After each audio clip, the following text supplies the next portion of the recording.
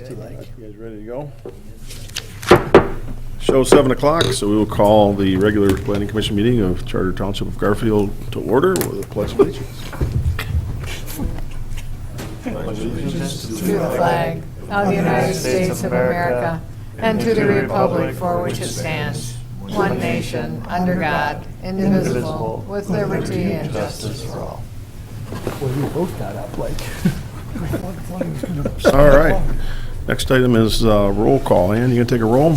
Augustinelli, Here. Robertson, Here. Racine, Here. Be Good, Here. Klein, Here. Fudge, Here. McManus. Here. Full house tonight. First item on the agenda is, item 1 is public comment. So we have public comment at the beginning and at the end of each meeting. And then also tonight, we have a public hearing on the French Manor SUP major amendment. And so I guess I would suggest, not required, but if you're here to comment on the French Manor project, it might be more appropriate at the time we're discussing it. But that doesn't eliminate you from being able to do that, so we will go ahead and open up the first public comment at this point in time. Anybody wants to speak, please step up, state your name and address, and tell us what you have to say.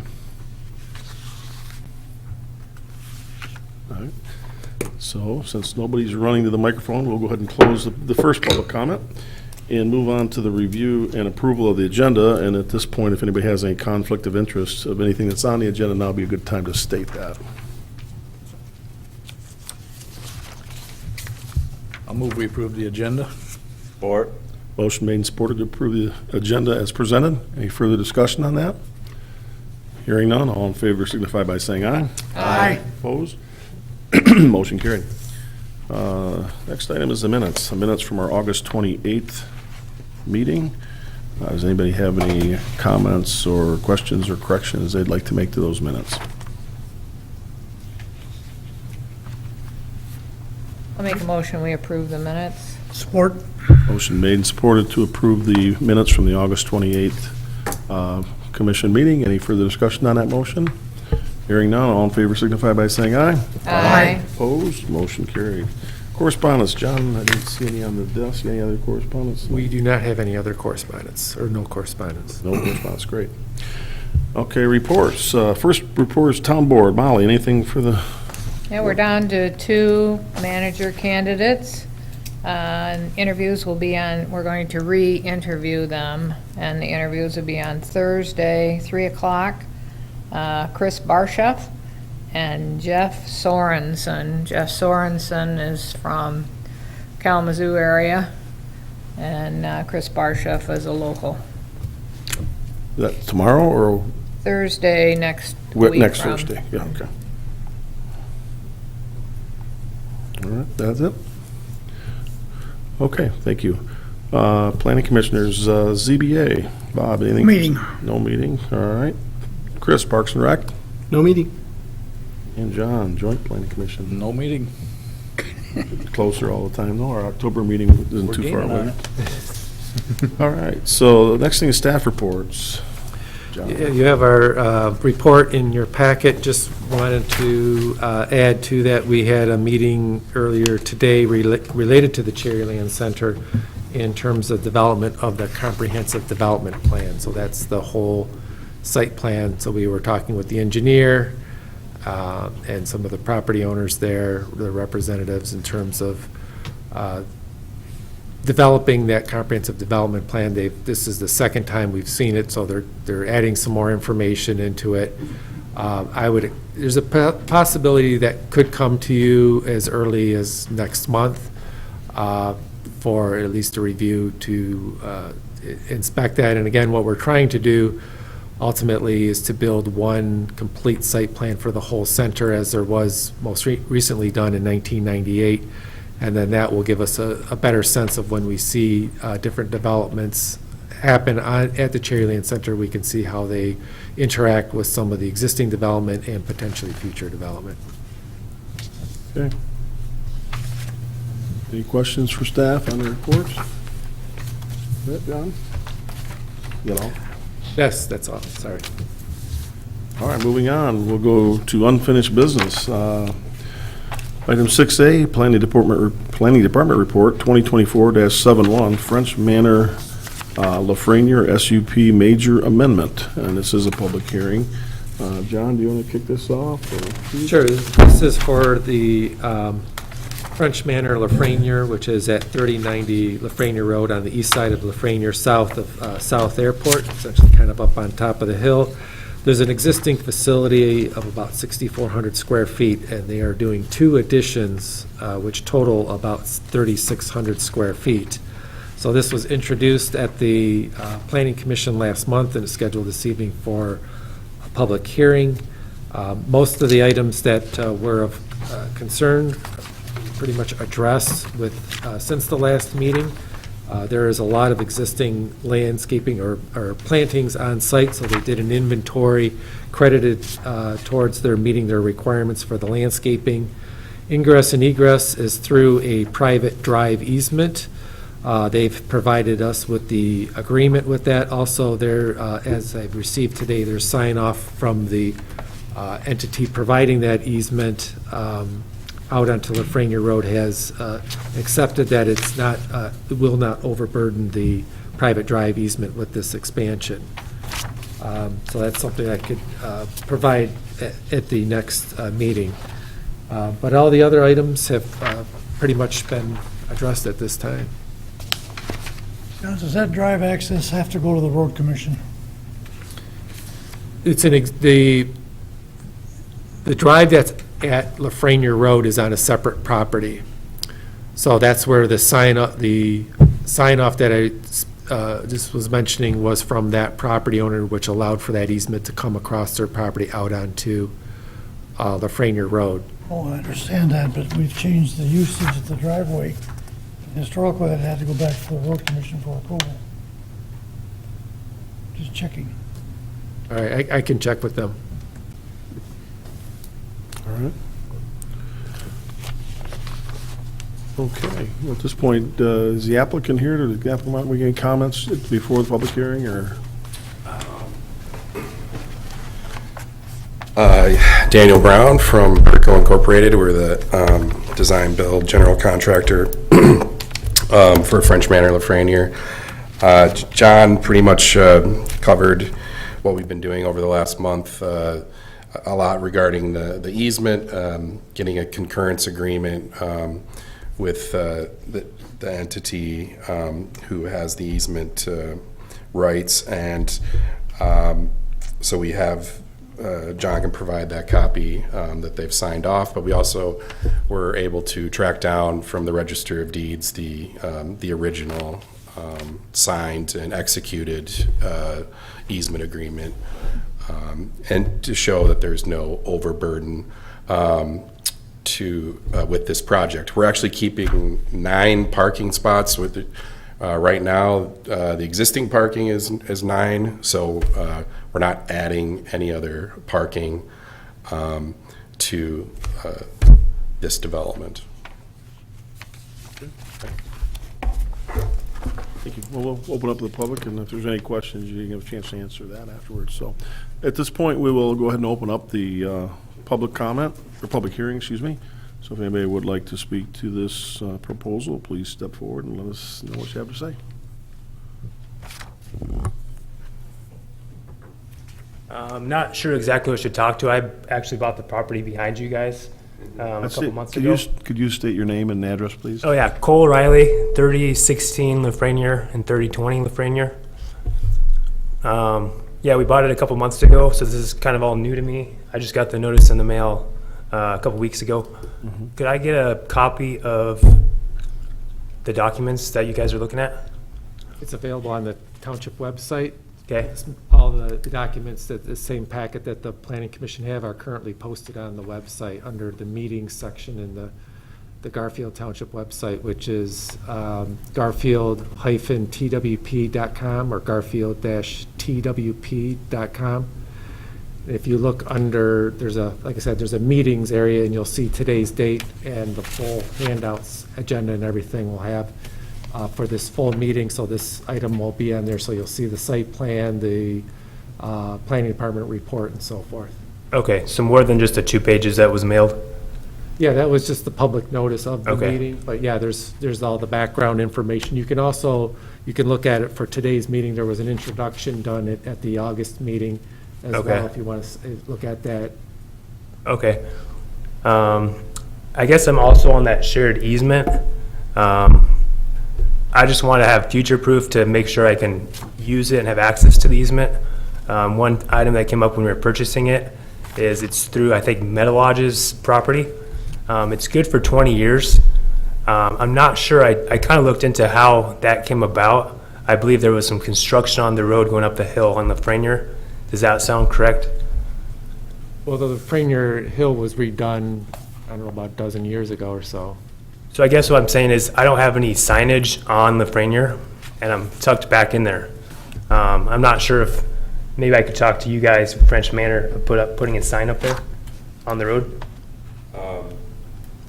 I mean, to my knowledge, because Birchwood, the Meadow Lodge? Meadow Lodge. Yeah. Excuse me, Dan, if you're talking, you have to come up to the, No. and I don't know how you Yeah, want to yeah, that's fine. handle this, if you want to Right. have them. We We're could going- actually have them answer the questions at the end, but do you have a business back in there? Yeah, it's another assisted living, Okay, is Yeah. it Birchwood he's talking about, or a different one? a different one, Okay. yeah. This one, you're located to the east of their property, right? Right, I believe so, yeah. Eastern. If you look at We page Signed it, one, okay. We got it. share that same easement off of Lafreniere, Gotcha, going to French Manor to us. okay, all right. Your question is about a directional sign or some sort of a Well- sign? Just a sign in general, and then I guess who has the right of way, like, can we use that easement? And Okay, maybe I should go straight to those guys. But this is just kind of a new project to me in general. well, I mean, I don't want to overstate, but I mean, he won't be able to give you permission to put a sign up, it would have to come through the township for a sign. Yeah, Township, yeah, so the planning commission doesn't approve signs, there's a separate sign permit application process that you'd have to go through. And in terms Okay. of the actual easement, that's a private, between the different property owners that easement is established. There are just some parameters that have to meet the township zoning ordinance, but we don't necessarily govern the ability to have agreements and how that easement is used. So when we were just speaking about this previously, there, Birdco did provide a copy of that easement, I believe from like 2016. And then they also provided a kind of a concurrence agreement from the provider of that easement that would allow for this development to occur, so, because it's not going to overburden the use of that easement. okay. All right, thank you, guys.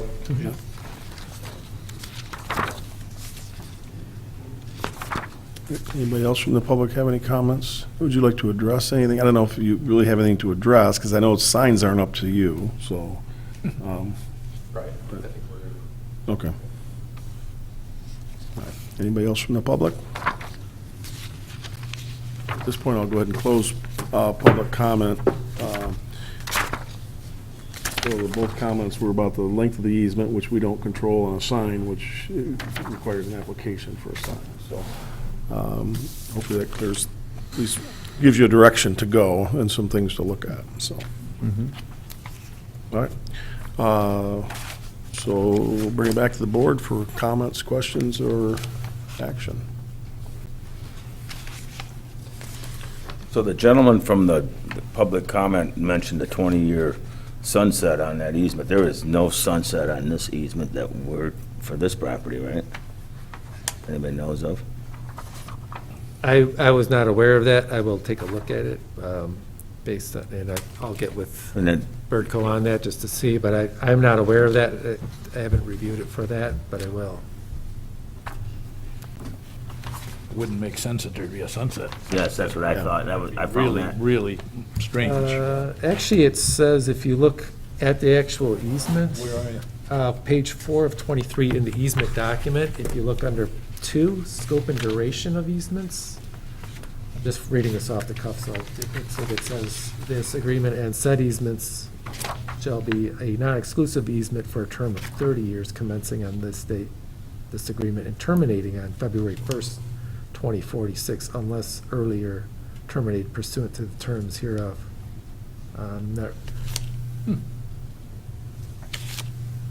It may be just that they would have to renegotiate the terms of the easement, I suppose. Yeah, they'd sort of have a gun to their head if they don't get it done, because they lose their access, but that's their problem. I Well, we- So guess. that don't concern us? or- Well, we just have- we just- 2024, and they've got 18 good years of using the easement, so who knows what the Wow. property use is gonna be in 18 years, if I anything. guess, but we're setting up something for the deed of the property that we think is forever. So, Well, we don't require easements, but we require, if you do establish easements, that they meet the zoning ordinance in terms of what those easements are, how they're structured, that there's a maintenance provision to that, and so forth. So I don't think we have any jurisdiction over the length of them, and some of the added terms Okay. that might be party to that. So, Well, just a question on that same thing. Would we in some way be reviewing a landlocked piece of property? Or only if they came to us for the gentleman in the back wanted to do something that was coming before the planning commission, then we would review it, or we really don't? this is something I haven't seen before, so Yeah. we'd have to look into this a little bit more. I mean, it is kind of unusual. Doesn't mean it isn't something that's happened before, but it's typically they're kind of in perpetuity or until Yeah. there's some change to it. But they're not even required, excuse me, they're not even required to show us or give us an easement. Really, are they? Gotta get to the. Well, when there's property that's, and I'm not sure, this may have been established when they redid Lafreniere Hill, is my guess, because the hill was cut back and lowered, so it may cause access that was previously directly off Lafreniere to have to be moved back to the south. That's right. Yeah, okay, so that's why this was established at that time. If that's the case, then I'm surprised there was ever a sunset on it. I am too, but Yeah. I think it's a private matter, though, for the. Yeah, I for the- agree. That's For what the I say. applicant and the owner of the underlying land. If the developer wants to throw money in the property, they may have only 18 more years to drive on, that's their call. But if the owner of the land drives a hard bargain or says you can't use it anymore, they can be in court with each other about that, but doesn't really affect the planning commission or their permitted use, I don't think. When we have properties that are or parcels access, new parcels that don't have access to a public street or road, we do require an easement. Typically, it has to have frontage on that easement that is basically constitutes kind of similar to road frontage that we would require, let's say, on the Franier Road itself. So if this were to sunset and this goes away in essence, I'm not sure. My guess is, and I'd have to look at the ordinance, but I don't think it anticipates that. It just talks about the creation and requirement of the easement. It doesn't I'm sure it doesn't anticipate that there's a term or limitation to the easement in terms of time. But it's something that we would have to take a look at. It may require that, should this easement expire and no longer be valid, that they may not be able to get any future approvals or something for those sites until a new easement is established on there. Right. It appears to me from the existing site conditions and demolition plan C1, and referencing that to the easement, that the proposed addition is being added to the existing building.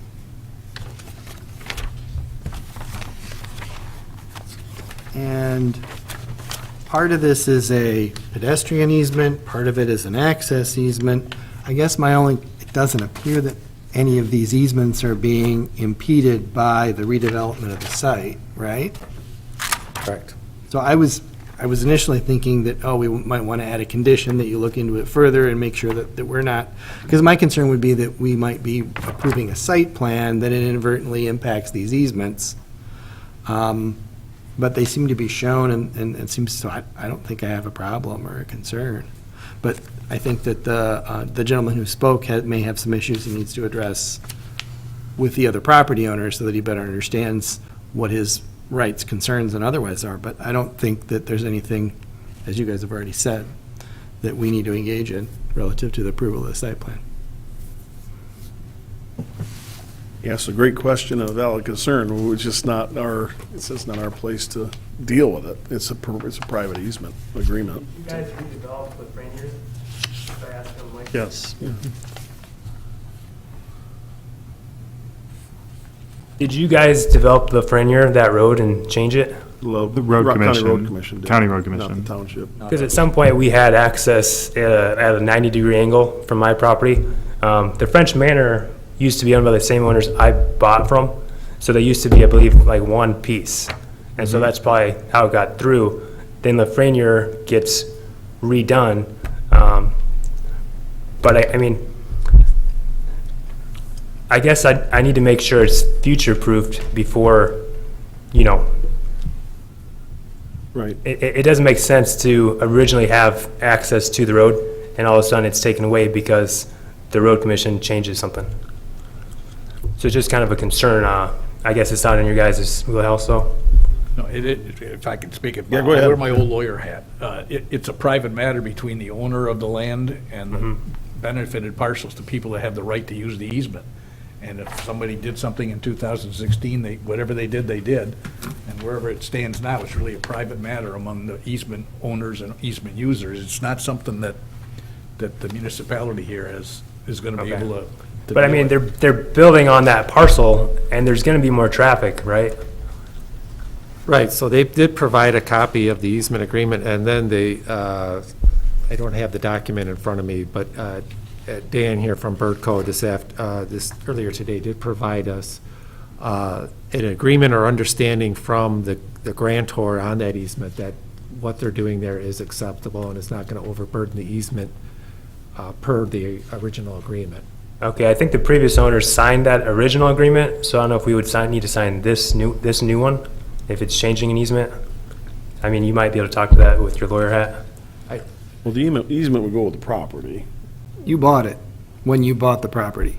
Right. It's because it's registered as part of the deed. I mean, it's the Grand Traverse County Registered Deeds Yeah. on the bottom. So it's, not- the easement goes with the property regardless of who currently owns it. I Right. mean, it's because the previous owner signed it, it doesn't make, Right, it no, doesn't make the lease. I'm just saying, if they're gonna change the agreement, you can't just say all of a sudden, hey, we're making a deal with the third person on the agreement to They're not change changed, it. the easement agreement is not being changed or altered at all. They're just providing proof that. That there is one? They have it, that it's in place, so that they have access to their property, and that's why we're requiring it as part of this special use permit review. Okay. So it's not any, there's not any alteration, there, we just, part of our due diligence and for the planning commission to make its decision needs to understand that they do have access to the property and so forth. So there's no additional traffic as a result of this? Because the Meadow Lodge parking lot is pretty full on a regular basis. So, Like, they park on the grass and all sorts of stuff. yeah, Dan, if Yeah. you want to say. So, yeah, we should clear this up, like, the easement, as we say, the grantor or grantee, yeah, is TMI Birchwood, right, the Medi Lodge, right? So they're the ones who, you know, have the rights to grant access. And previously, the ownership before French Manor Lafreniere was this Rose Gate LLC. And then in the back portion that you're talking about, the ownership was Lacrosse Northridge Partners. So it was actually 3 entities. Well, once Lafreniere, French Manor Lafreniere bought the Rose Gate, they just take over. The easement doesn't change at all, right? The rights are still granted by TMI Birchwood. Same thing, I'm not sure if you guys bought from Lacrosse Northridge Partners, then that easement agreement goes over to you. So you would be talking to TMI Birchwood about the easement, just like we are. And we provide the easement for this process. But if you're talking about the beds and things like that, I agree with you. Like TMI Birchwood, which is the Medi Lodge, they have the majority of the parking spots, they have the majority of the beds, whereas where we are, we only have 9 parking spots. We currently have 14 beds, and it's going to increase to 20, right? Which is a very small percentage of the overall usage of the easement. Okay, so that's my short answer, I guess. to Yeah, and just to be clear, we're not reviewing the other properties, we're only reviewing the French Manor, Lafreniere. So if there are issues related to parking and those other locations, that's another issue that we're not under review at this time.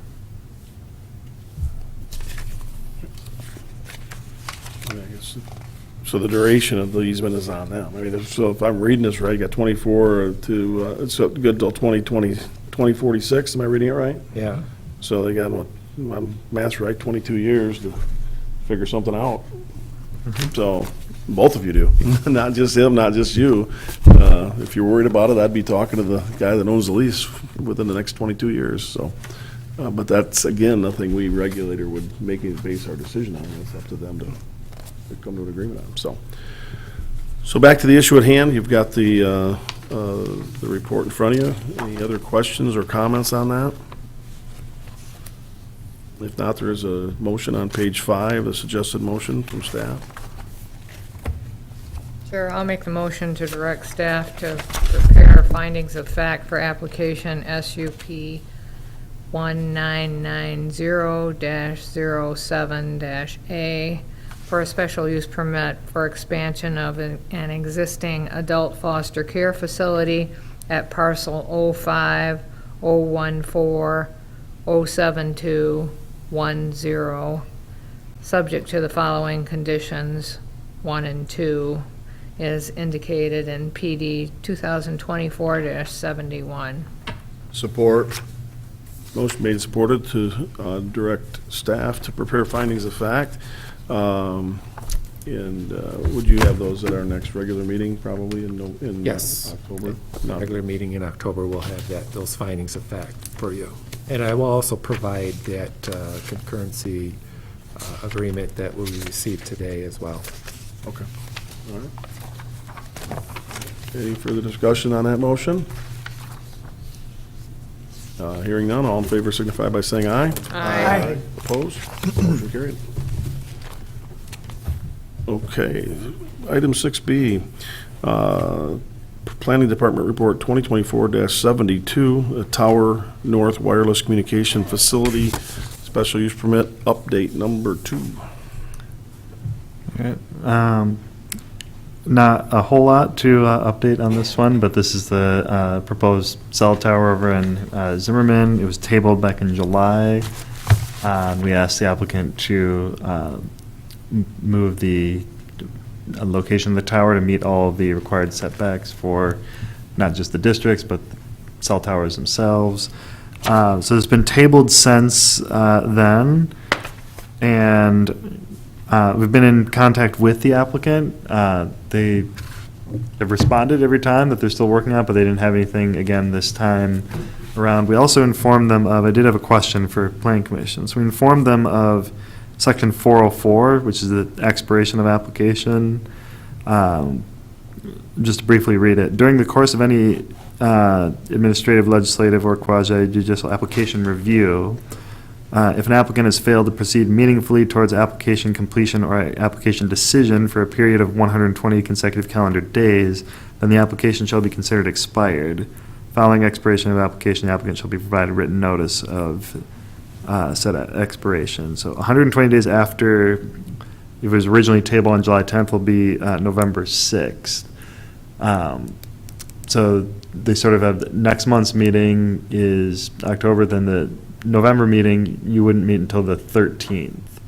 I guess just sort of the question would be how to interpret. It may end up not mattering if they have something in time for next meeting, but just the phrase proceed meaningfully towards completion, if they happen to do it like 1st of November and your meeting is until the 13th, how can we consider what constitutes a progressing meaningfully towards completion if they get to that stage? They have at least been notified of this section, so they know they have to get going sooner than later, so, Other than that, no real updates from them. yeah, so hopefully if they just get anything by next month, then we don't have to worry about that, so. Yeah. They've at least acknowledged every time we've asked them, do you have anything for this meeting? And they're like, no, but they at least respond, so I appreciate that. Thank you. They realize that there's a time sensitive. Yep, they have been notified of this, so, yeah, they know there's time sensitive, but we'll see if they end up getting anything by then. It may be taking a while to redo some of that analysis that they had submitted the first time around, so who knows?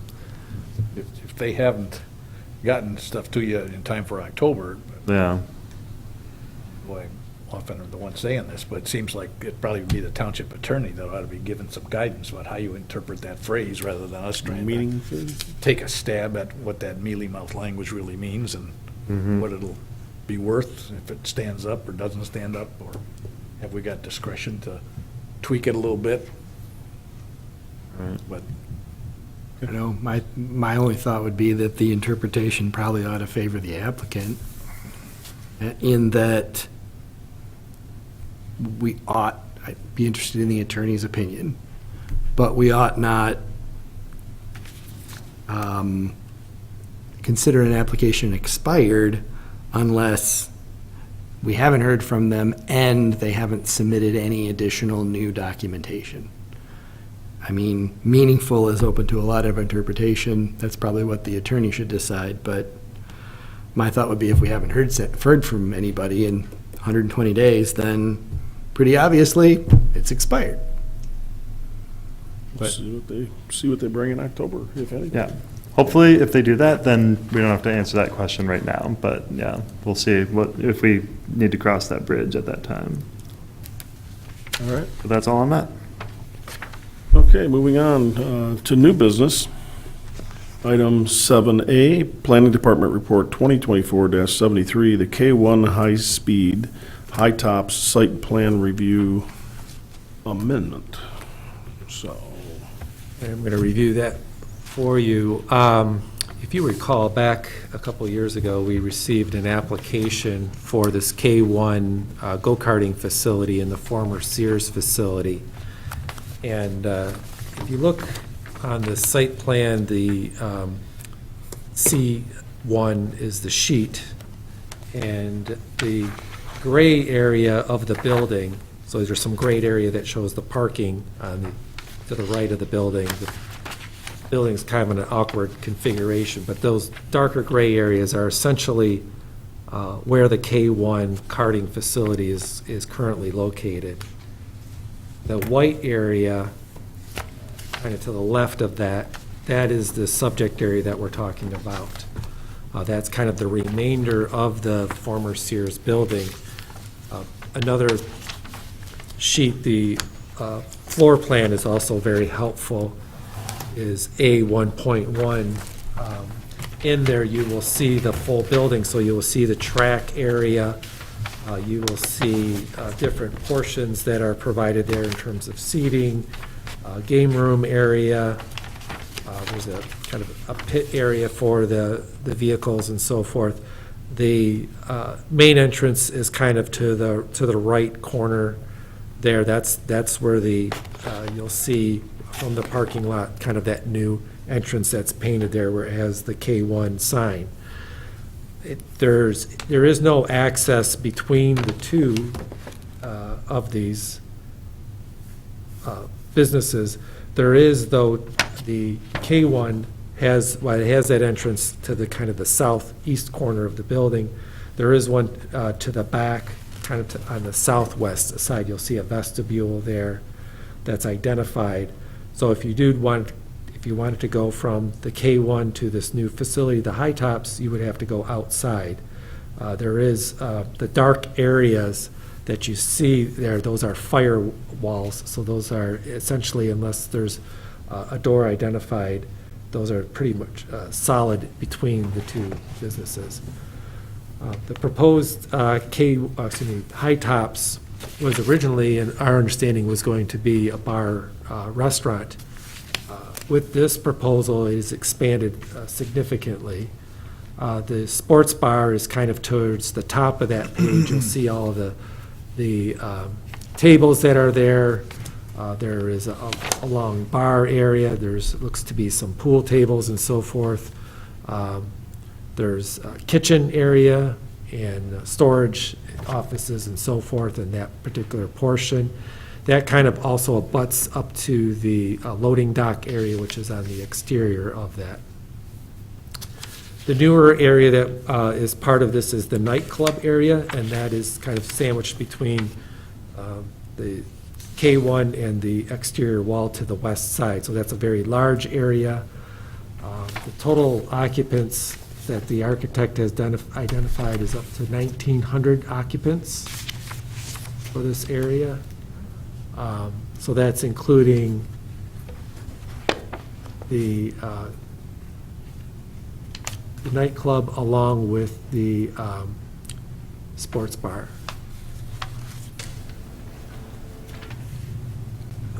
So I just wanted to provide that for you so you get some orientation when we talk through this. In the planned shopping center district, which this is located, there are a myriad of uses that are permitted, essentially all by right. And this is identified, we've kind of classified this both as bar, restaurant, and nightclub, which are listed uses in the CP district. And so they, restaurants, bars, and nightclubs are uses permitted by right in the planned shopping center.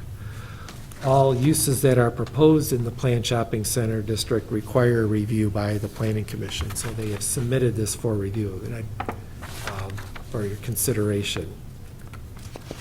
When we look at a site plan of this nature, it's not a special use permit, so there's no public hearing. There are no extra additional standards, but we do have the review standards that are provided in the ordinance for site plans under section 424.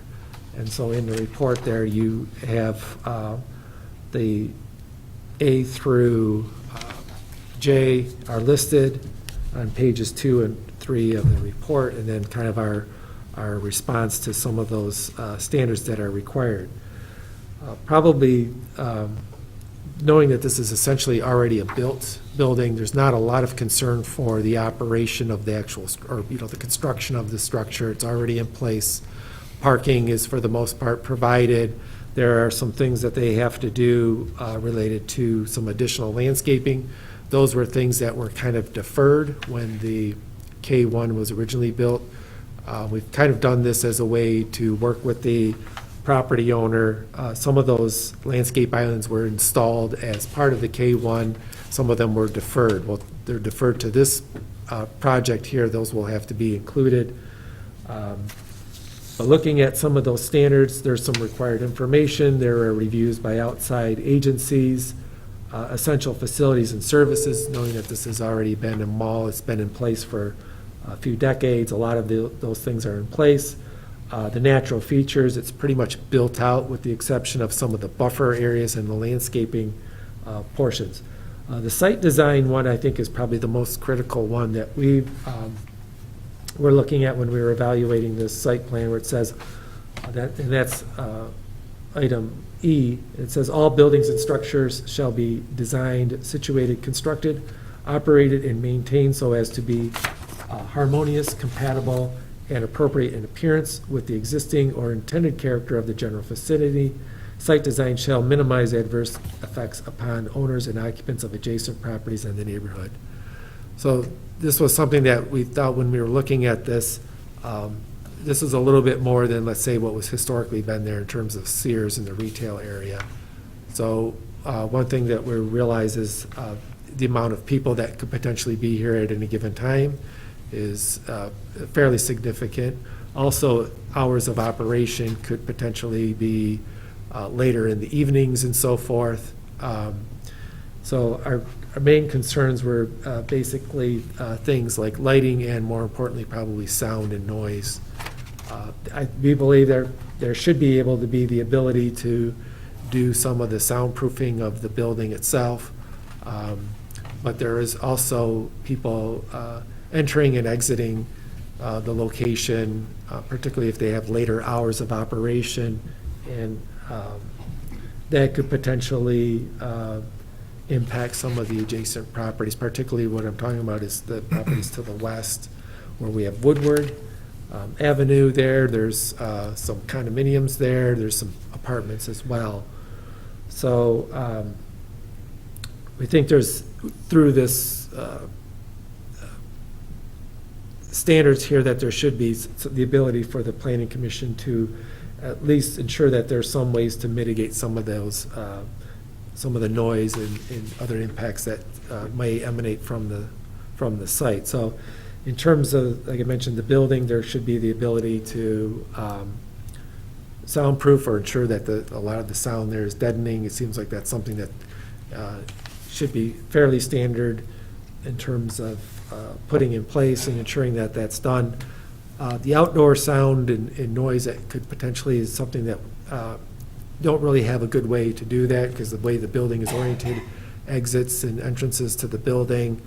The thought was there to at least, there is some existing, there's quite a bit of existing landscaping around the buffer strip, the existing buffer strip that is around Cherryland to the north and to the west.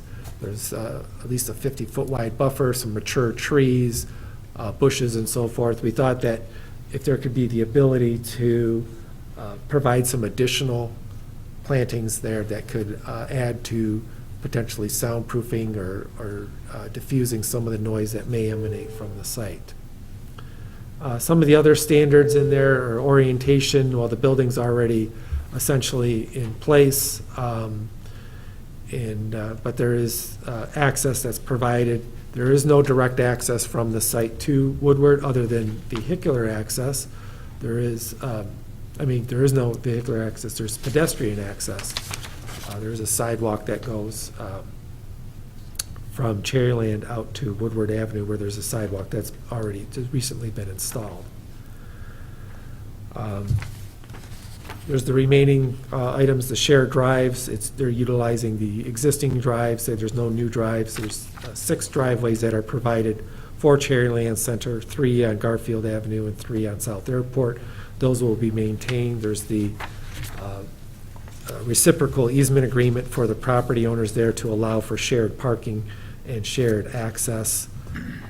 Impervious surfaces is essentially built out. We did have back when K1 was going through, we did have them, the parking lot and the stormwater system was inspected by the township engineer, and so they addressed any issues related to that. In terms of the parking, they've identified the parking demand. We've looked at some of that K1 parking is provided out to the front of the building, kind of to the southeast, but most of the parking is out to the back as well. So they've identified that there's a range of spaces that's required. With that reciprocal easement agreement, if there's additional parking that's needed, let's say that could spill over to where the former Yonkers, they would have access to that as well.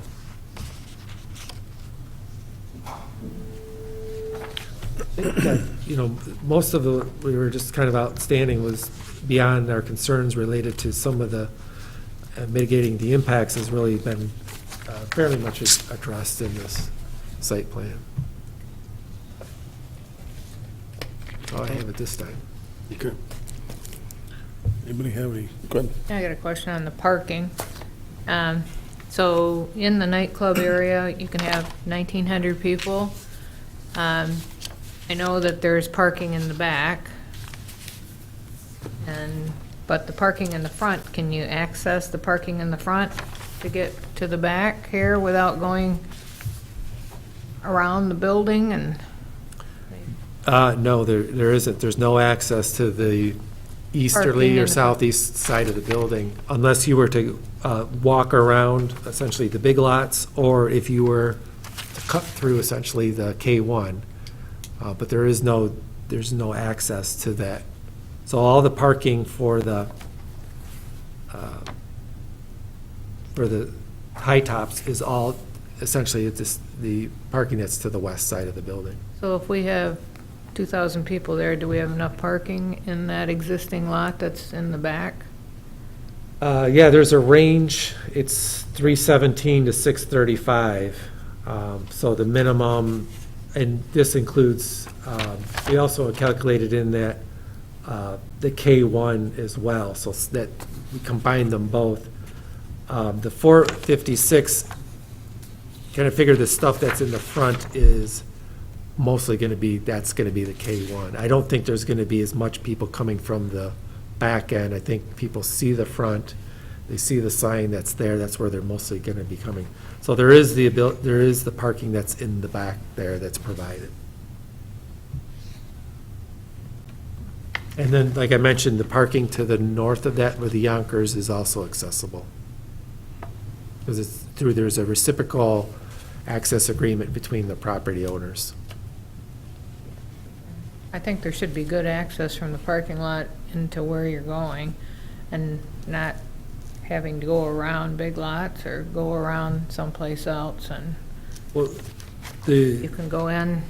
the main access for this will be, there'll be, my thought is there's gonna be basically two main entrances to this. At least vehicular entrances. Off of South Airport, it's gonna be kind of where the Qdoba is at.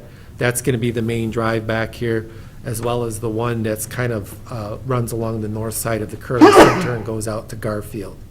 So those will be the two main access points combined to get to this. The other driveways are really feeding more towards the front of the building.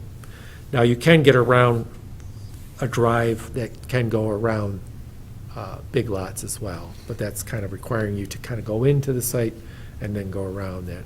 But the main access will be from those two main driveways. Answer your question, or you still? Well, I was kind of, okay, you got to walk from your car to go there. You're not driving, you're walking. Based on what's on the west, parking spots on the west side of the building, is just the west side of the building adequate to support this? Right. I mean, if they didn't use anything on the east side, does Yeah. the west side have enough? Yes. Okay, so, Okay, then that yeah, covers that's, that. so I guess there's enough on the west side, even if they don't use the east side, so.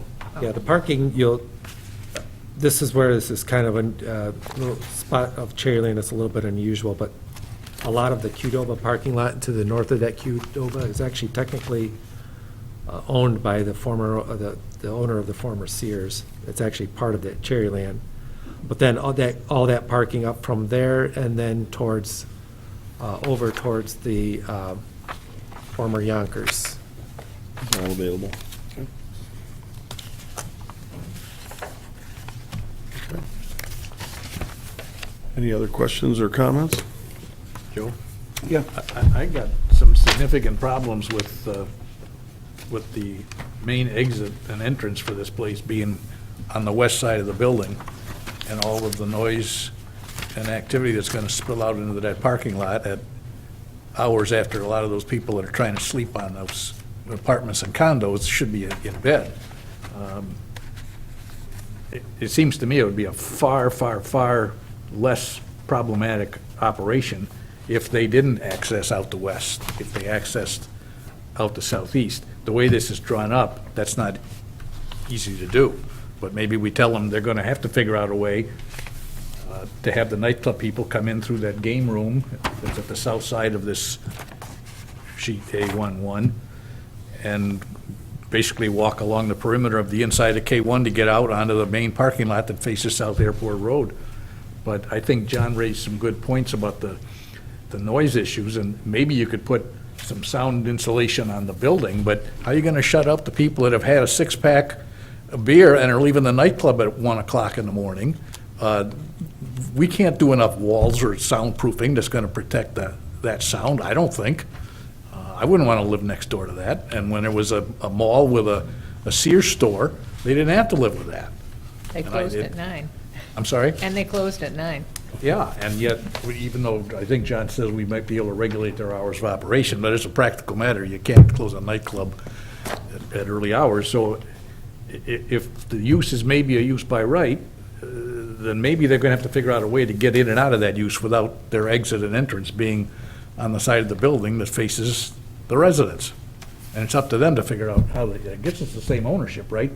The guy that owns the building owns the K1 spot, and he's the owner that would be leasing this, I guess, to the nightclub, right? Right, yeah, the owner owns the entire building, who developed the K1, and then he's looking to lease this portion to a different gentleman to develop the nightclub. They may have to spend some more money, and maybe they don't like it, but that to me would be far more logical, is to have the traffic spilling out to the side of the mall that fronts on South Airport Road. And if there's noise and drunks out there at night, they're not gonna bother anybody, because it's South Airport Road and a bunch of closed retail operations across that street. But anyway, that's my 2 cents worth, but that really bothers me, the noise factor that is not only gonna emanate from the nightclub, but maybe we could stop that, but then from the parking lot, we can't control that. John, I agree with your concern, that it's almost like it would be better if the track, which is gonna have more reasonable hours of operation and a likely more subdued clientele, when they exit the nightclub or the sports bar, it would be preferable if that was on the west side of the building. And that the people were, because it is a major change from a shopping center, maybe less so the sports bar, but the nightclub. And I am a bit concerned about, even if you soundproof a building, I like club music. I like some pretty heavy bass. But I know for a fact that even the cars driving up North Long Lake Road can have enough bass to make things vibrate in my house. You can't soundproof against that. And so, even though it seems to be a use by right, there's no one, I don't think there's anyone here from representing the applicant at all? No, there is not. I, for one, would like to have the applicant come here and tell us, how this is, what are the anticipated hours of operation, and how are they gonna manage the concerns from their neighbors? Because we, as a planning commission, are gonna be in a world of hurt if, 6 months from now, or whenever this opens up, we've got folks complaining that again, I like music with some solid bass, but I'm sure it's gonna translate across that parking lot, potentially into those homes with this particular use, and that's a major change from a retail shopping outlet. Now, that said, I think this is consistent with the sort of thing that we hoped would happen to kind of revitalize the Cherryland Center. Now, I didn't, a couple years ago, I wasn't saying, yeah, let's get a nightclub, but, I think it's the direction we kind of think we want to have happen there to revitalize it. So I'm a little disappointed that there's no one here from the applicant, given, some concerns that need a little bit better support from the applicant. John, we have a building, and this is a use by right, and there's existing ingress egress. Do we have the ability to require that? It's a site plan review. Can we require an alternate entrance? Is that within our realm? Well, the entrances are already there. They were there when Sears was there. right, I think, I would go back to that, when we look at the review standards, the site plan standards is basically the only thing that we have working for us in this particular case. And the CP district doesn't really say anything specifically, but is the site design, where it talks about site design shall minimize adverse effects upon owners and occupants of adjacent properties in the neighborhood. So it's not necessarily a standard particular to Cherryland, it's to all uses when they're going through the site plan review standard. That's about probably the one. There's also a reference to the master plan, but I think that when we look at the actual site plan here and the layout and what's being proposed in terms of the use and so forth, that's probably our strongest standard to hang our hat on in terms of trying to ensure that there isn't adverse effects on those adjacent property owners. Mike, I don't have any opposition conceptually to the idea of a nightclub being there. If that's a use allowed by right, somewhere in the Cherryland Center, it probably can be done in a harmonious way. I have a little less sympathy, I think, for the owner, who probably spent a lot of money with all this designing, but it's sort of a self-inflicted problem if they set it up so that the noisiest people are gonna be going out an entrance right next to the residence. That wasn't very bright.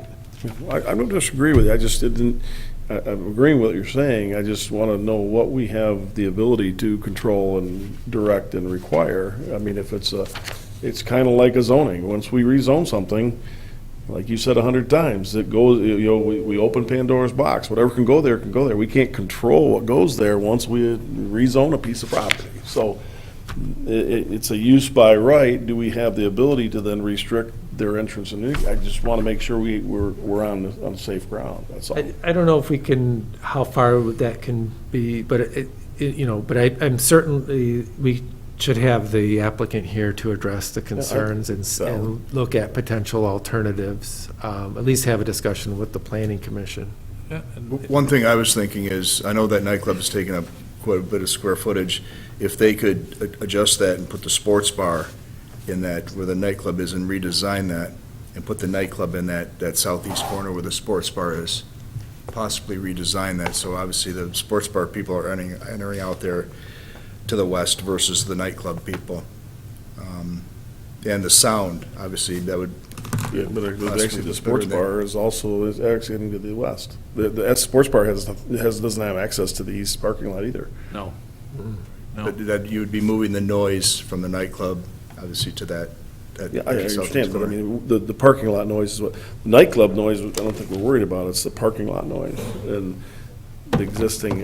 I'm just saying, maybe it could be redesigned to mitigate the noise. Is the cart already operational? Is the business open, running the cart? They're open. So to ask them to move the track now is probably not, very realistic if they're already open for business. I didn't realize K1 was open already. Yeah, they are. But they might be able to move some walls, Yeah. create another entryway, maybe. I don't know what they think they can do. They may scream that that's expensive, but, and this may be another thing, if staff is a little nervous about what our regulatory boundaries are, maybe that's another thing for some council to review it, but I would like to argue, at least as an individual planning commissioner, under that standard of paragraph E that John has recited to us a couple of times, when this was a Sears store, what was going on there was operated and maintained in a harmonious way with the neighborhood.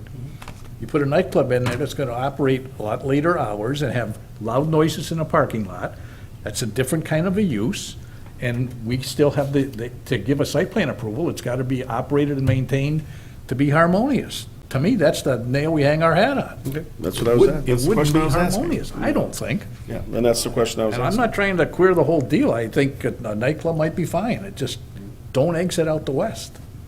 We're at least at that point of the mall, the houses are not on the same side of Woodward Street. They're on the other side of, you're talking this area here, and there is a buffer, there is a tree buffer here. I was out And then a there. street, and then the residence. Yeah, there's a little distance, but, Yeah. but the noise that people are forecasting coming out of there at night is I think, going to be bothersome to those residents. The previously proposed dog park one was much closer to actual residences that were on the same side of the street. So, I think we agree that the applicant should be here and address some of these concerns. So I think we, are on the same page there, so.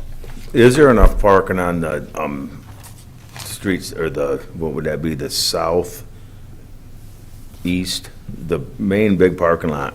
If they didn't go out the west door, would there be enough parking there for them? There's more parking there, I think, on the side facing South Airport. Yes, is there? There's more parking there than there is in the back, I believe.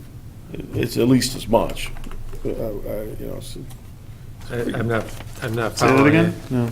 So if we did make them go out instead of, we told them they couldn't go out the west door, they came out the other way towards that new entrance of the, Oh, yeah. that where the track K1, is, K1 is. Is there enough parking in there that they control or shared parking? Yeah, I mean, I think they control what's in the gray that's Yeah. on that. yeah, that's what the owner of K1 facility has, is that, but they have a reciprocal easement agreement. It's the same like when it was, that's still in place when it was a mall, so you can basically park anywhere for any business going into there. So that's why we try to calculate it, you know, if you wanted to park over by Kmart and walk over here, you can do that. It's that reciprocal easement agreement is designed to do that.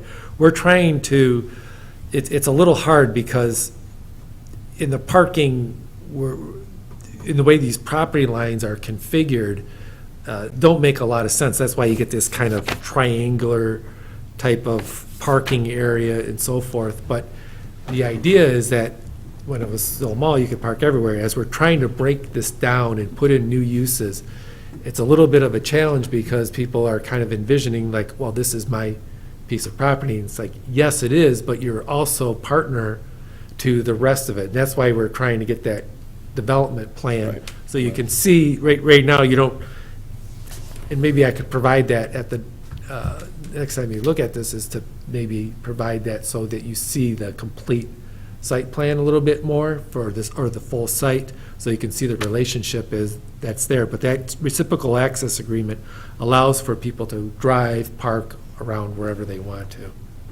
We're just trying to figure it out on a number to just, you know, it doesn't make a lot of sense in some cases, because in the case of that front of that building, somebody could park in the next row over, and that's fine, but in terms of calculating, we're trying to look at the full site, so. If they have reciprocal parking, you have to count it all. Yeah. They have access to it all, so I don't think parking is the issue on either the west or the east side, you know. Maybe there's another idea, maybe there's some sort of buffering or a wall, like a soundproof wall that can go up, kind of like Walmart had to do. Walmart had to put a soundproof wall all the way down the north side of their parking lot to protect those residents that were to the north. You know, Yeah, I think a don't know if wall- that's I don't know how that would be received, but that might be a solution that would, you know, the neighbors seem to like that wall because they don't hear anything from Walmart parking lot, you know. I don't know how attractive it would be, that's not a bad-looking wall, but that may be another idea out there to mitigate the impact on those residents. I'm not sure, I'm just spitballing right now, so.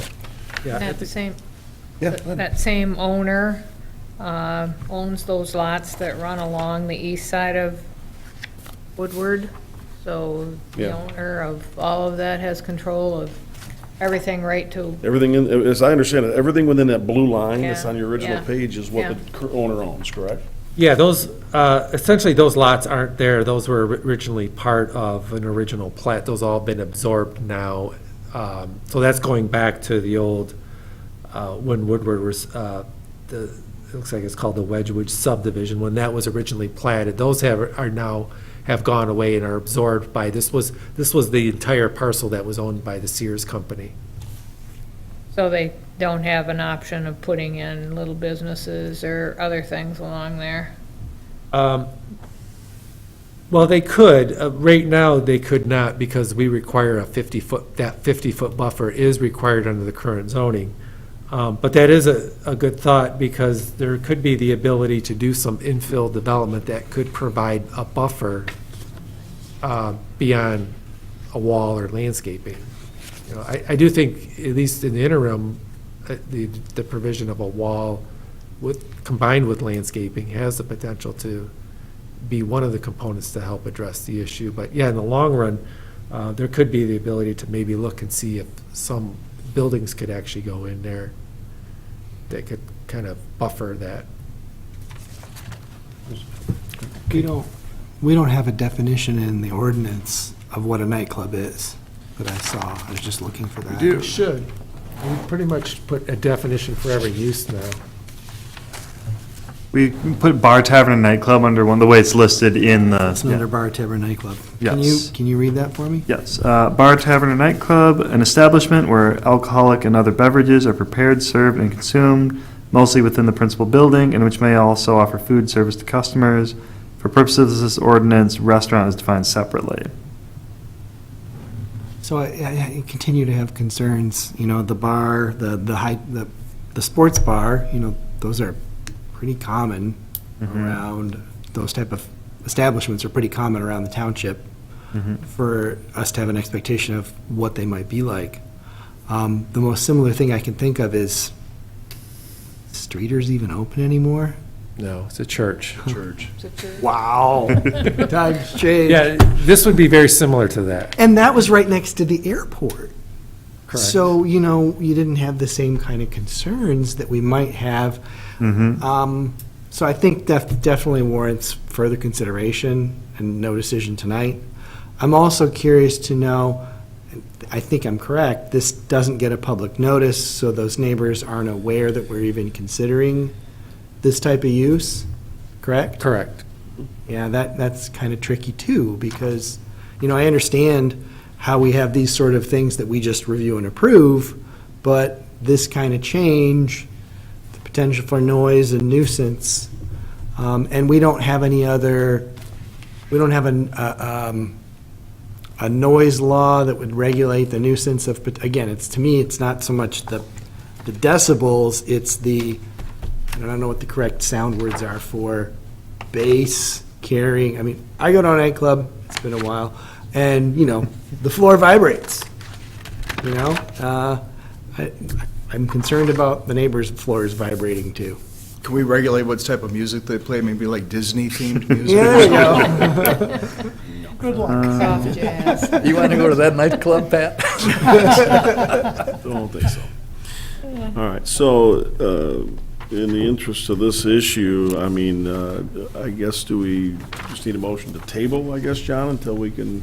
Yeah, I think at this point, I'll reach out to the applicant and let him know that there's the concerns of the planning commission and ask them to be present at your next meeting to address those and see if we can provide some resolution, some alternatives. There's, I don't know what the building is. I know the Asian Buffet restaurant is directly kind of south to the K1, so I don't know if there's the ability to maybe put, I don't know what's in those buildings exactly. There could be maybe the ability to do a hallway that way that gets people around. I don't know. But I'll definitely reach out to him and say, these are the concerns, and you need to come and address the planning commission at the October meeting. It's been a couple of years since we had a road trip. We'd go out there and do some kart racing and check out the building and be like, maybe that'd be what we need to do. Actually, I think at some point here, we've talked about actually having the planning commission going out there and walking the site, because there has been a lot of change and there's going to be continued change, and it's an unusual kind of situation to have this kind of deconstruction to all these segmented uses going in there. So what's your pleasure? Good time to do that. I'll make a motion that we table any further consideration on the application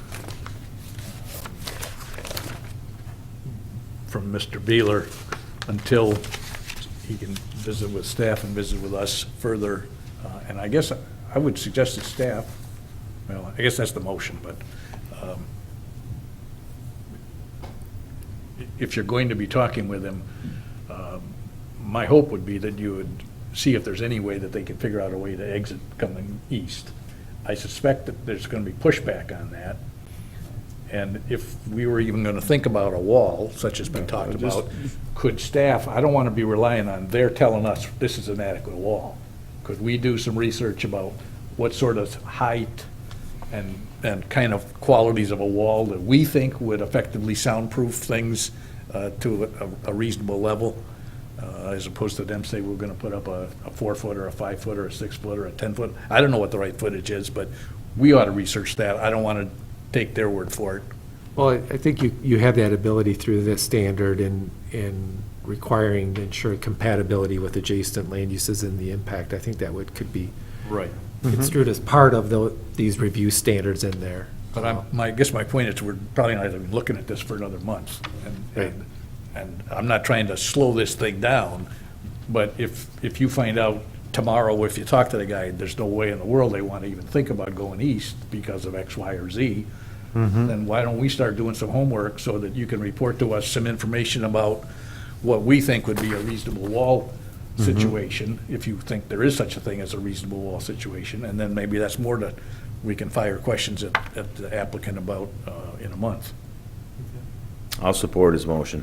All right, so a motion was made made and supported to table Planning Department Report 2024-73, the K1 speed and high top site plan review until at least our next meeting. Any further discussion on that? Hearing none, all in favor signify by saying aye. Aye. Opposed, motion carried. All right, we have an introduction, Planning Department Report 2024-74, the Angel Care Child Care Church of the Living God SUP introduction. Seems like we've seen this one before, or one similar, so what you got for us? Yes, I'll provide a little bit of background. So yes, this is, the location is Church of the Living God at 1514 Bermley Road, on the north side of Bermley between Keystone and Garfield Roads. And yes, you have seen this location before. The previous application was Traverse City Christian School was planning on operating a daycare out here. This applicant is Angel Care Child Care, so a different operator. There are some questions in terms of, so when Traverse City Christian came in, they paused their own application because of cost of upgrading the building. I don't know specifically if it was like sprinkling the building or other upgrades that were needed, but they paused that. And they were planning on like 100 or more kids, like it was like a very large daycare. This application says 60. I think it was 60. I don't know if it went up. It said up to 60 kids. But there would still be, I guess, the same questions about what would be needed for the building. Now, that's not necessarily something we would review. It's all through the building code. But even in talking across the hall earlier this week to the building official and some of their applicant team is called with questions on the building. So it sounds like this is still an outstanding question, and I think I'd be interested in just hearing more on like where are they in the process of doing that. Basically, are we going to run into the same issue, because it's separate from, it's something that they would need to do and is sort of just a condition of that building. If it needs to be upgraded, it needs to be upgraded, versus our consideration of the use in this space. But otherwise, it is very similar in most respects to the previous application for this site, child care center at an existing church building. So I believe there's someone from the applicant team here as well, who's may be available to answer some questions. Okay. Well, the applicant's not here, so. You have someone from the applicant team, yeah. Okay. Yeah. Would you like to add anything to the, yeah?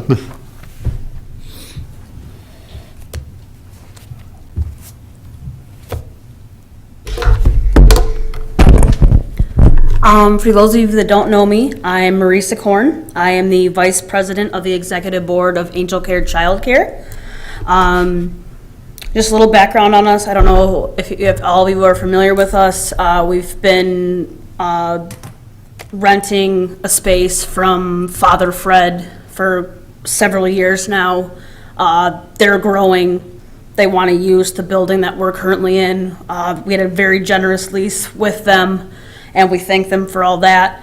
But we have been looking for a new place to call our home ever since, they've expressed that, it's time for them to move their operations, which, we totally know that they do great work in this community, and we commend them on that. So, and it's obviously their land, so that's, their choice. But in reaching out, we talked to some officials with Church of the Living God, And especially when they used to have a school there, you know, and with childcare, I know everybody's pretty familiar with childcare, how it's, you know, we're pretty devastating to lose a center in this area where, you know, some people's jobs depend on having childcare that they can take their kids on, that's a dependable one, that's licensed, that's got a good reputation in the area, that has great staff like we do, and a lot of other ones do, and being able to get to their jobs on time and keep up with their attendance policies. So it's near and dear to my heart. I personally don't have any children, but I mean, I've always been, you know, with my mother, a former teacher, my sister, a former teacher, the education system and daycare is near and dear to my heart, that children get really good care starting from early on. And I want to make sure that that stays in this area, and all of us do, from the executive director and director to all of the board members, including myself. Any questions for the applicant? I guess, Joe, I guess one of the questions would be the same that existed with your predecessor applicant a couple of years ago. They had submitted an application to us, as I recall, and Steve refreshed my memory on it. I don't think we got to ever have a vote on it, but I think we were probably relatively favorably disposed, but there were some requirements, not by the township, but by the state. For State building code, Building yeah. code requirements that in order for the applicant to do what they wanted to do, they decided it's cost prohibitive and they pulled their application. So and now I noticed in the report given to us, that application was up to 100 children, yours is up to 60. Do you know, does that building code problem that existed for your predecessor applicant 2 or 3 years ago, would that be a problem for you or not? I know some things, and I've taken some notes because we had a meeting just before this with some of the officials from Church of the Living God, our assistant director, one of our general board members, myself, and our treasurer. I don't know, I'm not the expert on licensing requirements. There's definitely a thick blue book that our director and assistant director practically have memorized.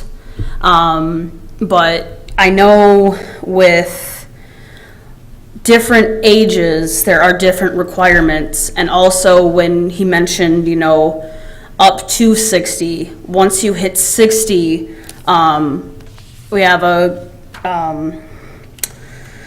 blanking on the gentleman's name right now, but a great guy that works on a lot of licensing like this and buildings in the area, recommended that as long as we're under 60, at least kids in the enrollment for what we're planning, that we wouldn't have to incur some of the things that they were looking at, from what I understand.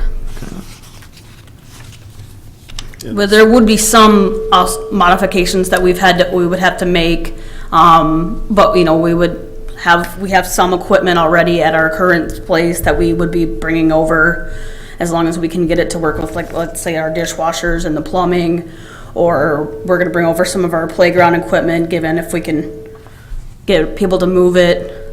We are a nonprofit organization, and all of our board members, none of us have any salary or anything. We're all volunteer.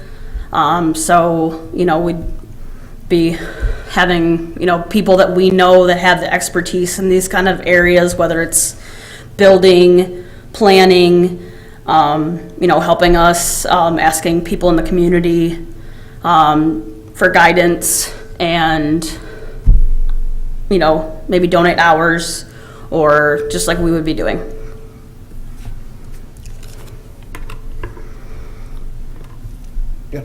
But I don't think at least on my part, there's no objection to the use.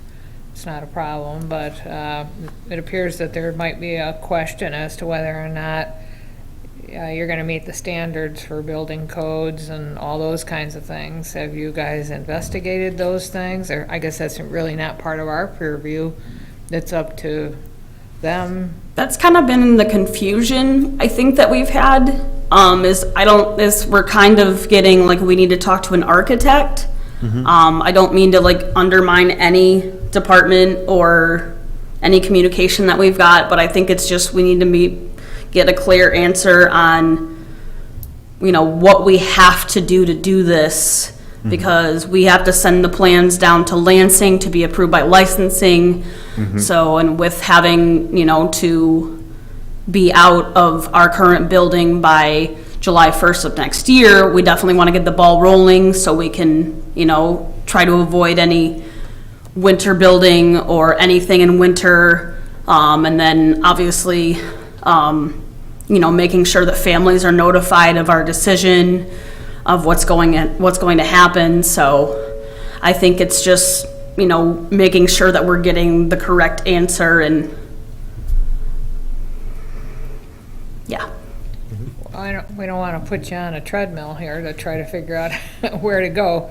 I guess we could put in our stipulations that they have to be licensed and all that, but it's not our purview to do that. Yeah. I mean, Really? Already, yeah, we approve the use. yeah. Yeah, they We send like it to the Lansing and it use. gets denied because they haven't met the code. That's Then it's between them up and to you Lansing. That guys. doesn't really have anything to do with us. Yeah. Yeah. I'd hate to see you spin your wheels unnecessarily, but I gotta believe that we've probably done some of that research already. They wouldn't probably have come up to us, maybe, yeah. So you alluded to who was it that said the keeping it under 60? Who was that person? I'm trying to remember his name. Okay. Or what their position, or? It's literally on a post-it on my desk at work. Okay. I cannot remember his name to save my life. I wish I okay. did, but Just because, like, when we're evaluating applications, we typically go off what's written and what's submitted. So there's a cover memo of the application. It didn't speak to that specifically, just that there's proposed to be up to 60 children. If some of that reasoning is like either if that person emailed it and kind of explained the whole thing, that might just help us understand that, or if it's put into that cover memo as well. I think Kimberly Lindsay, Yeah. who's our executive director, who's the Spoken with agent her a on few this. times, yeah. I think she for sure knows his name. Yeah. And we talked in person several times with this gentleman. She has many times. Mm-hmm. And I think she probably has some correspondence with him. If you Yeah. guys are interested in seeing that, I just, Yeah. want to make sure all of our bases are covered. Because that's something we can, like, it's be part of the application, and if it's something even we forward a question on, we can help try to get that question answered if it's something we can't answer ourselves. But if it's part of the application, then it's like, okay, written tends to help us with that, just so we know where applicants are coming from. I just Googled, and there is a document called Child Care Center Compliance Record, Part 3, Fire Safety Provisions, and it would appear to be what you have to conform to. And it is 4 pages long with a bunch of boxes to check regarding, and I'm just skimming through it, so many children in the basement, so many children here, there, other, all this stuff. I can't speak to it, but I think you're on the right track. Talk to an architect, because I believe that it was an issue of converting this existing building. I mean, I'm comfortable scheduling it for the public hearing, but I would highly encourage that you get right on top of this issue, given that the last organization that attempted to do a similar thing to what you're doing ran into this same roadblock. I'm personally it gives me pause that the current owner of the building didn't raise this red flag for you previously, but I say we schedule the public hearing and, hope that you're able to either inform our staff, hey, we need to delay that public hearing until we get this issue figured out in more detail, or, hey, we figured out that we don't have an issue because of 60 people or 60 kids, and we want to go forward with the public hearing.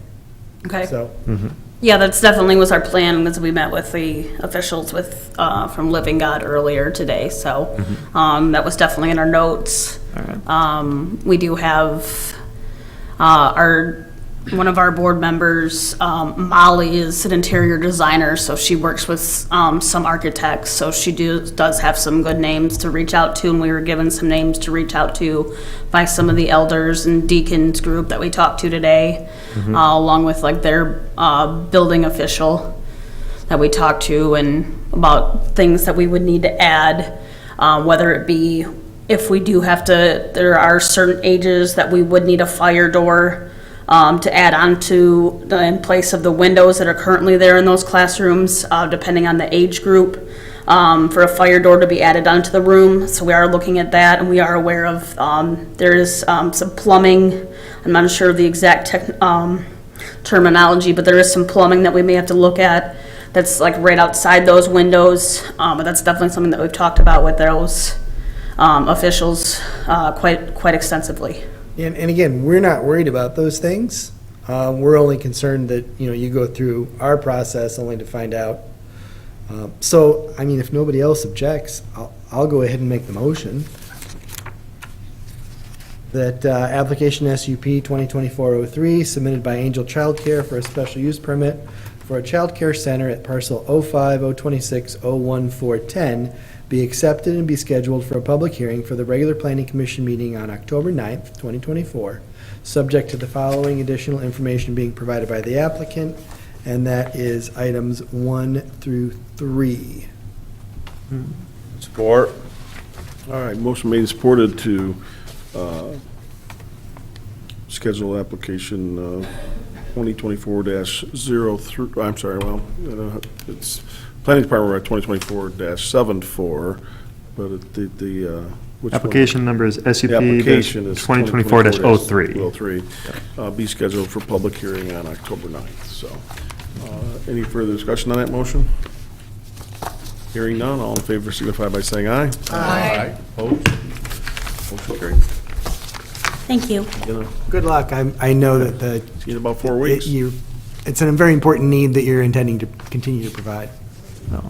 Hey, Marissa, the people that are at Living God should be able to give you some history on what happened last time. Yeah, my first time, like, until I saw the documents for this meeting, hearing that part, so yeah, I've added all of the information, our application to our board drive, so they have access to it, so we can kind of review that. Thank you. By the time they come in a month, they probably will have a lot more of the information then already. Yeah. So, all right. Moving on, we have, under new business, item C, Planning Department Report 2024-75, the Meadow Valley PUD directional signs and PUD sign review.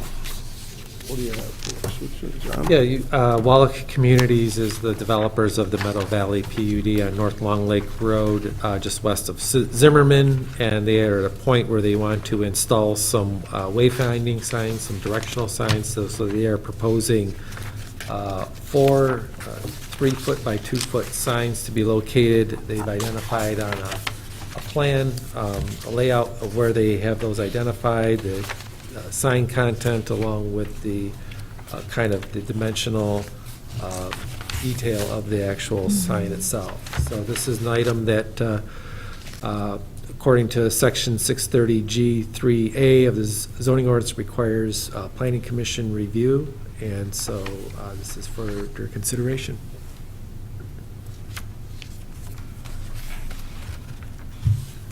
All right. Listen. If I read the report correctly, looks like the signs that they're proposing are of the appropriate size and are 4 in number. That doesn't strike me as unreasonable. Is that, you need to No, I consider, think, is that within the realm of what should be approved? I think for the scale of this site, I don't know if everybody's been out there lately, this is a fairly good-sized campus. Yeah. And I think these are appropriate signs here, certainly to help people navigate through that area. Okay. Yeah, I mean, I would assume staff had reviewed it and made sure it all is compliant and everything. I guess I'll just open up to the rest of the board and see if anybody has any comments, questions, or concerns about it. What's the status of phase 2? It's listed for sale right at the moment. But what is approved there is all that can be constructed there at this time, unless there were to be a major amendment or change to the PUD, but it is listed for sale. Just out of curiosity, do they have any obligation to start phase 2? Do they have an obligation to? No. They started the project, so we require that in order to keep to allow the permit to be established. And that's not unusual. Some other PUDs in the township took 20 years to build out. Some of them are still working on building out 20 years later. So I think what's most important there is that the uses, the units and so forth have already been established for that. So that pattern that you see there is what it was adopted and approved. So, and phase 1, there were no contingencies that phase 2, in order to get what they got in phase 1, they had to do something in phase 2. There's nothing like that. No. The walkways, but they're done, right? Yeah, the walkways are all The installed. walkways, yeah. Other than that, Yeah. If you remember, I don't know who was on the board when this came to us, the developer wanted to donate that 20 acres to us as a park. We said, no, we didn't want that. And I know that John had mentioned, I think, and correct me if I'm wrong, there was some talk or a potential proposal to make that high density or put some apartment buildings or something in there. We've had inquiries for people to do that, but that's not our intention. I think the way this development works out well is you got the higher densities up towards North Long Lake. You got some of those independent cottages that are listed there kind of around those circle drives, and then you got more of the lower density. The density that's proposed there is similar to Eaglehurst and Heritage Estates, so it's consistent. We also have that requirement where there will be a public road connecting Colonial Drive, which is public, to Ravenhurst, which is public, and then those other roads are in there, will most likely be private. Doesn't mean it couldn't be public, but it's typical to see those as private roads. But no, I think the way this is all laid out as a site makes sense. I don't think there is any need to alter it. Certainly, it's viable. I know the trend right now is for The only 2 apartments. points I'll make was that this was definitely, the Heritage Estates was considered, that's why we made this single-family residential as a phase, as a buffer between the high density. There was a lot of concern there, but I do have a quick question. On this drawing, it doesn't show Colonial attaching. Is there a reason that doesn't show? We did require that. Yeah, I don't know if that is the most accurate because it is going through there, so I don't know if this. Doesn't show Ravenhurst attaching either. It shows a walking No, trail connecting, but doesn't show the road. This site map, I'm not really sure, this came from the sign company, Okay. so it's just an illustration for All right, the I can just- location of the sign, so whatever they used, it's not completely accurate. This isn't, we aren't approving this as a site plan, we're just reviewing the signs right now. Yes, this is just giving you illustration to where they're The going to be. connection to Colonial was essential as part of that project, because Heritage right now does not have 2 egress for that whole subdivision, it's just 1. And the connection to Ravenhurst was also, I remember there were a lot of people in Ravenhurst Eaglehurst rather, that objected, but I think the connectivity of the neighborhoods is important. As far as our decision about the signs, and in fact, wasn't there also some talk about a connection toward the back too? But maybe that fell through, I don't know. The Raven. Yeah, there is a Ravenhurst and Colonial Drive, should that second phase go in, will connect with the Will public connect street, as because well. those are both public. The Right. road Number of commission will units. accept those, will accept a road that's connected from a county road to a county road. So the number of units that they have in that phase 2 on this drawing is not correct, because that unit 2 will have to go away in order to bring Colonial in there. Yeah, Actually, this was just an illustration, I think, for this, Yeah. for the Got signs. that, but once it's out there, Right, exactly. And then This even- is, and just to be clear, this is not a sign permit, this is just approval by the planning commission. They will have to go to Fine with the doing the zoning administrator to actually file a sign permit application. So this is just a Okay. illustration. All right. Well, I'll make that motion then, if everybody's set on that application PUD 2020-01E from Wellac Communities, okay, Communities, for the 4 internal directional signs in the Meadow Valley PUD be approved. Support. Motion made and supported that Department PUD 2020-01E, the directional signs be approved. Any further discussion on that? Just a quick clarification, the motion is that we're approving the signs, and then we've got a diagram that shows the location of 4 signs. That all seem to make sense, but is this diagram part of? Yes, we consider it as part of the application. Okay. Okay, thanks. Should you clarify that like phase 2, as depicted in the diagram, is not? We're not, I mean, that really does, what matters in that is just the locations Okay. of the signs. And There's an again, they'll have to original go site plan through we would've a approved sign permit. With Yeah. that, so. Yeah, it doesn't alter or change anything. The PUD was approved as, You're right. this is not the PUD approved We're just- layout. We're just approving the signs as part of this application. Okay. We're actually just approving the location of 4 signs, not the actual content or letter size or anything. That's going to go to the zoning They'll administrator. have to apply for those signs. Right. Right. Yeah. So we're just adding the location of It's 4 not a permit, signs. yeah. You're they still have to do the permit, essentially yeah. approving the location and number, and Right. ensuring that they're no bigger than 2 feet by 3 feet. Cool. All right. Any further discussion on that motion? Hearing none. All in favor signify by saying aye. Aye. Opposed, motion carried. We're at our second and last public comment, and I do not see any public, so I will open and, I guess, close public comment. Any other business to come before the board tonight? Okay, our next meeting is September 25th.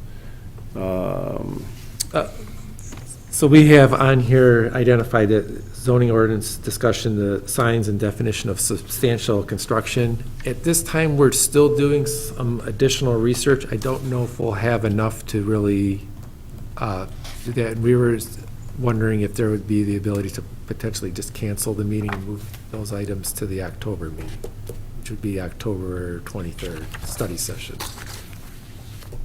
Is that the only thing we have to do? We don't have anything else on the docket to talk about? Correct. Up to the board? I got no Fine with me. problem with it. It would also work out for us because we're bumping up into the state planning conference as well, so it would work also well for I'm staff. fine with it. Knock my remaining meetings from 4 down to 3, that's all, so. It's October 23rd then? Correct. Yeah, so that item will come on October 23rd at the study session. And so I would entertain a motion that we cancel our September 25th meeting, if that's what you. So moved. Support. Motion made and supported to cancel our September 25th study session. Further discussion on that? Hearing none, all in favor signify by saying aye. Aye. Opposed? Just a comment on that. We are doing more definitions than just substantial construction, right? We want to know what beginning construction means, what substantial construction. We have gotten caught in a couple of different things, so there's more than just the one. Well, I think one of the things we're going to want to talk about is we have to, the use of the word construction is considerable in the zoning ordinance. So it could be a bit of a challenge in how that's applied in some Yeah. cases. We do know that this is probably the one most important, because if we were to go back and look at that PUD that was the Beta Housing Commission PUD, if we had a definition of substantial construction, probably would have been the term that would have been used. So there wouldn't need to be the issue of start of construction or anything like that. This would, and once this is defined, this will be a term that can apply to those situations. It is currently, that term is in the ordinance when it relates to things like special use permit. If you get a special use permit, you must start it within 2 years And if, it will expire unless substantial construction is commenced. We don't know what that is. So that's a real critical term that I think if, once we get to determine what that is, it can be applied in a lot of different ways. And we can look, but we'll still also look at the ordinance as well and the other ways that the terms construction are applied to. Mhm. All right. I make a motion, we adjourn.